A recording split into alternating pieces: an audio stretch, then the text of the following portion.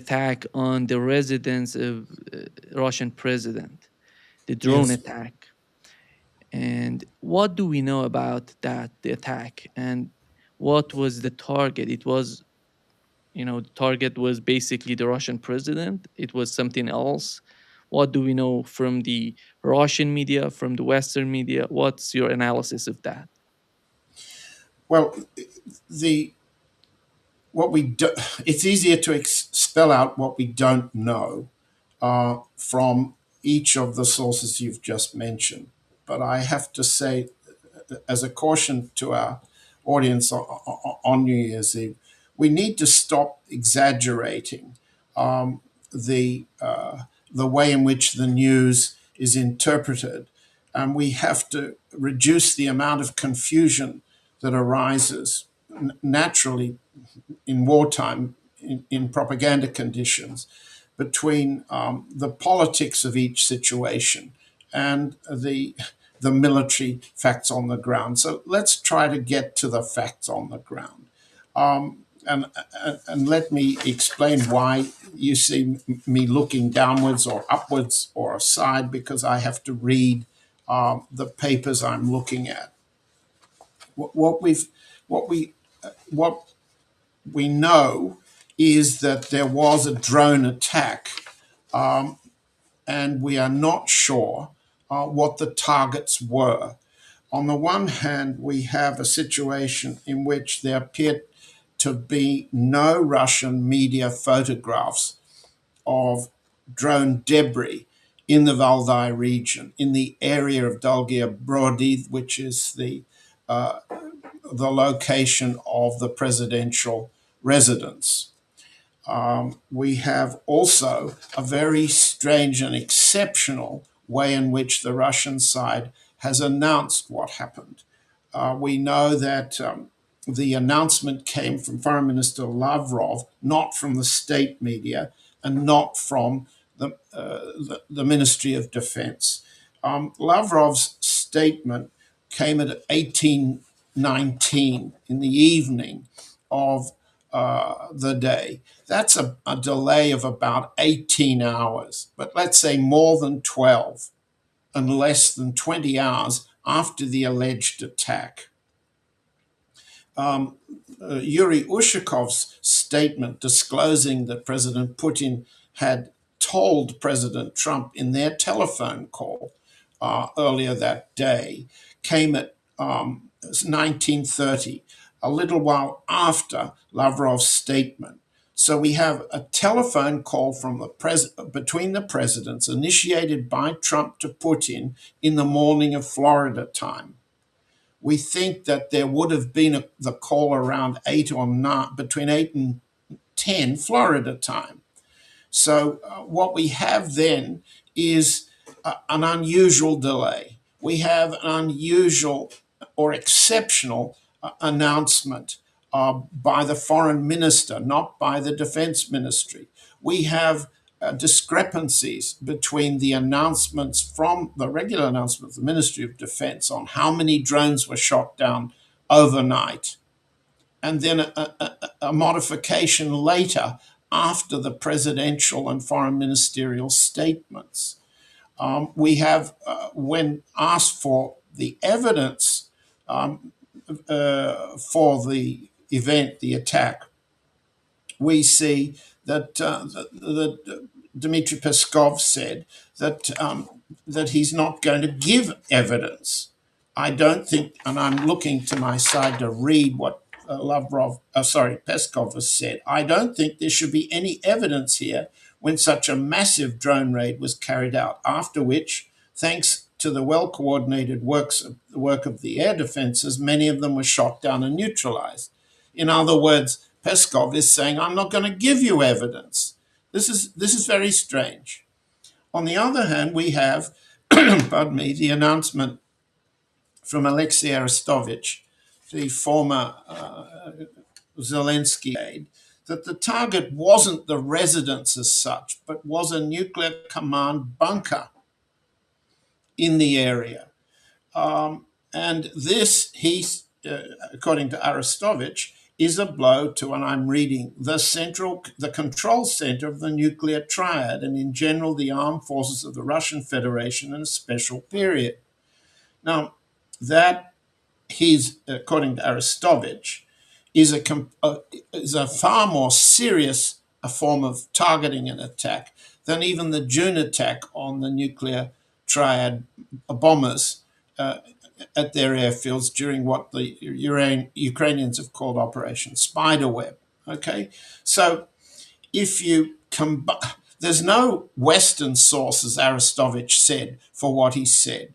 When I've gone through the sources, there is a lot of confusion about the difference between Novgorod region, where the Valdai area is located, and Nizhny Novgorod, which is several hundred kilometers to the east. There is a considerable confusion about whether the so-called drone attack, a swarm of 91 drones, is a very significant attack in the air.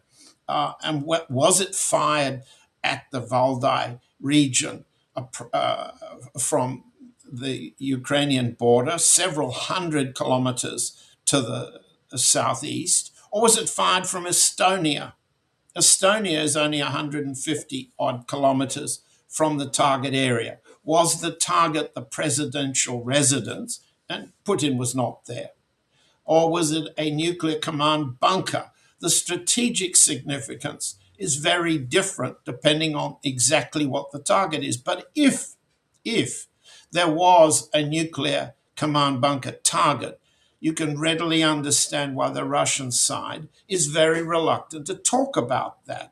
One doesn't talk about such sensitive targets because they're the key to mutual assured deterrence. If a Russian nuclear command bunker is under attack, the nuclear retaliation doctrine of Russia is triggered. That involves nuclear retaliation or something like a Reshnik, a nuclear capable but not necessarily nuclear armed weapon. So what we then have, those are the facts and those are the ambiguities. This is a highly unusual event. It then has to be understood in its political dimension.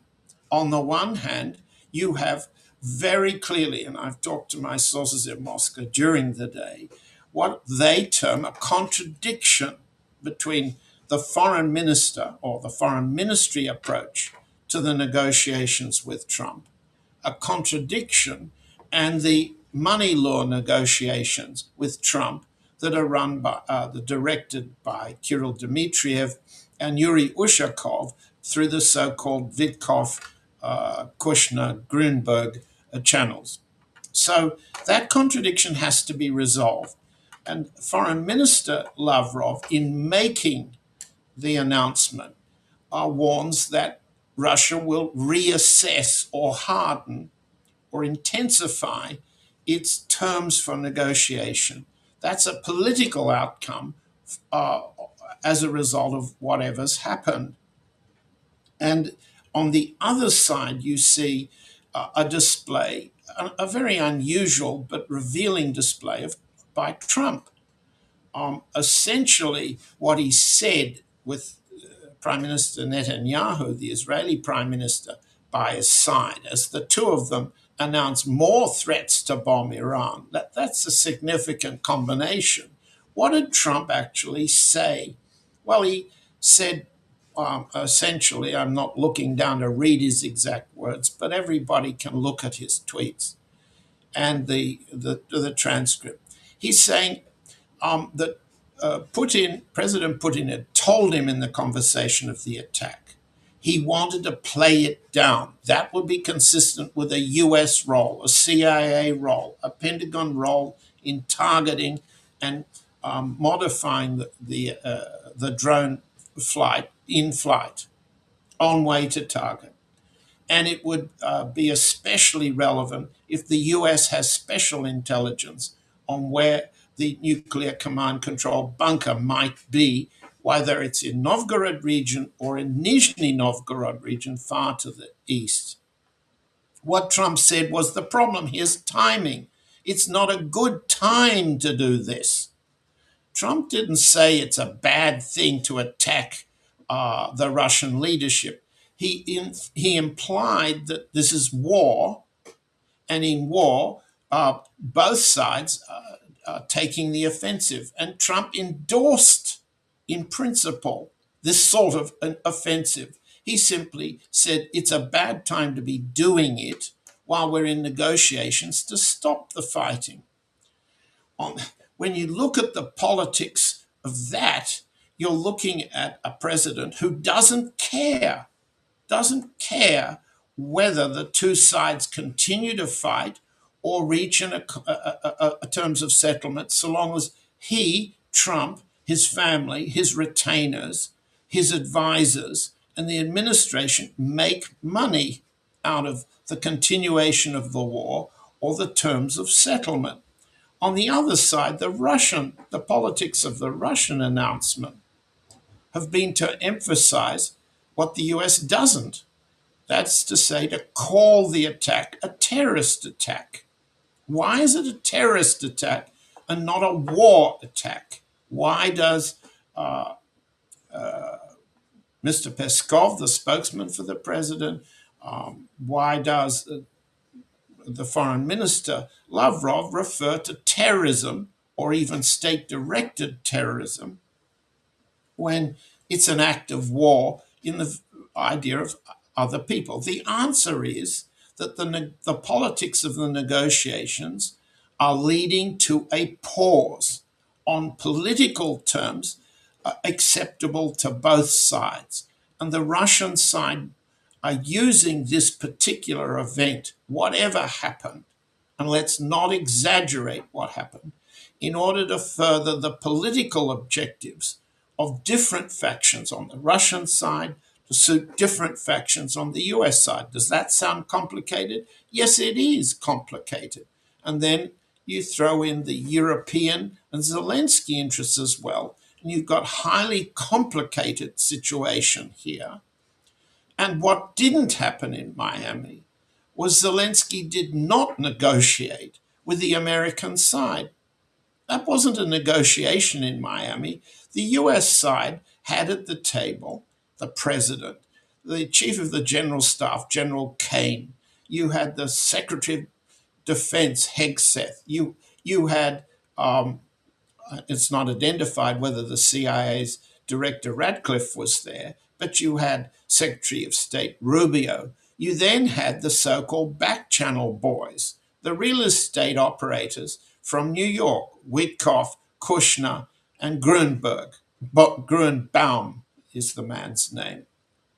These, this is not a negotiation. It looks like a reassurance session.